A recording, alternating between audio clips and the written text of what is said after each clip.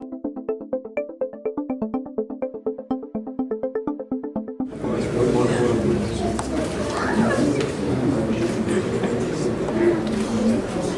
vakaras, gerbėmieji svečiai.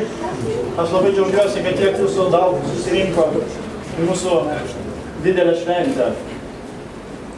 Aš kovos menuose esu, galima sakyti, visą savo gyvenimą. Visą pagrindinį laiką praleidžiu ant tatamio. Pradžioje kaip kovotojas, kaip sportininkas, vėliau kaip mokytojas, treneris. Dalyvaudavom įvairių sporto šakų varžybose, važinėjom įvairius turnyrus. Aš visai matydavau tas sąlygas, kuriuose treniruojasi vakarų šalių sportininkai, Anglijos, Vokietijos, Prancūzijos rinktinės. Ir visą laiką turėjau svajonę kažką panašaus, kad atsirastų čia Lietuvoje. Mano svajonė buvo sukurti tokį kovos menų centrą, kuriame galėtų rasti vietą įvairūs kovos menai. Kad viename centre galėtų treniruotis ir imtynininkai, ir smūgiuotojai, kad jie galėtų tarpusavį komunikuoti, kad nuo tam tikro lygio, pavyzdžiui, imtynininkas galėtų papildomų žinių pasisemti smūgių ir atvirkščiai. Ir galiausiai, kad galėtume pradėti grupėmis treniruoti nuo vaikų ir vyresnius MMA kovas, tai yra mišrios kovos, kurios dabar pasaulyje labai populiarios. Ir šitą svajonę, šitą mano, atrodo, neįgyvendinamą svajonę, jūs matote priešais save. Mes turime nuostabų kovos menų centrą, kuriame yra viskas. Yra visa įranga reikalinga įvairiem kovos menam. Yra specializuotos salės, yra puikios rūbinės, pirtis, dušai. Viskas pačiam aukščiausiame lygyje.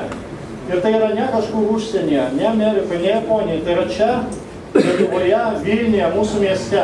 Aš dėkoju Vilniaus miesto valdžiai, mūsų merui Artūrui Zuokui, kuris rūpinasi vilniečiais, rūpinasi sveiko gyvenimo būdu, stengiasi, kad čia Vilniuje vaikai turėtų geras sąlygas sportuoti, augtų sveiki, stiprus ir ateityje nuo to išlošime mes visi.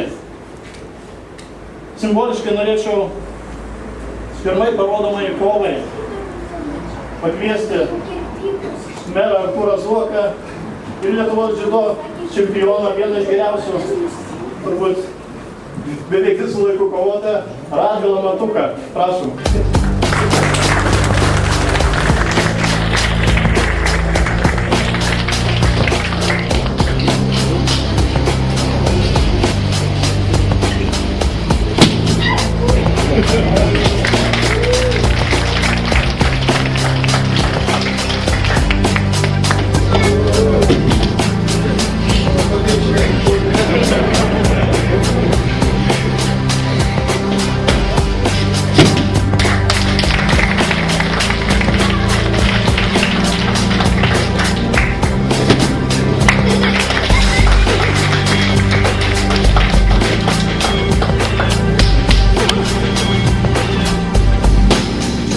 Taigi, merė, kaip jaučiatės po kovos?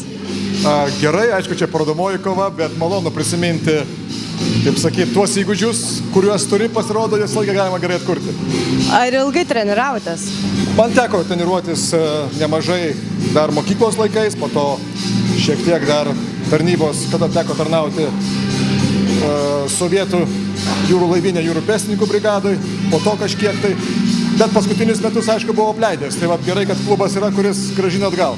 Gavote dovaną ar pasinaudosite ją? Tikrai. Ir kokį įspūdį jums palieka šitas klubas? Super. Labai geras klubas, daug erdvės, gerai įrengtas, labai puikus lietuvaičiai kovotojai. Treneris tikras, kaip sakykime, rytų kovos menų fanas. Manau, kad šis klubas turės tikrai gerą sėkmę ir pritrauks labai daug jaunimo mūsų. O aišku, kad tokių klubų tikrai turi būti daugiau Vilniuje. Yeah!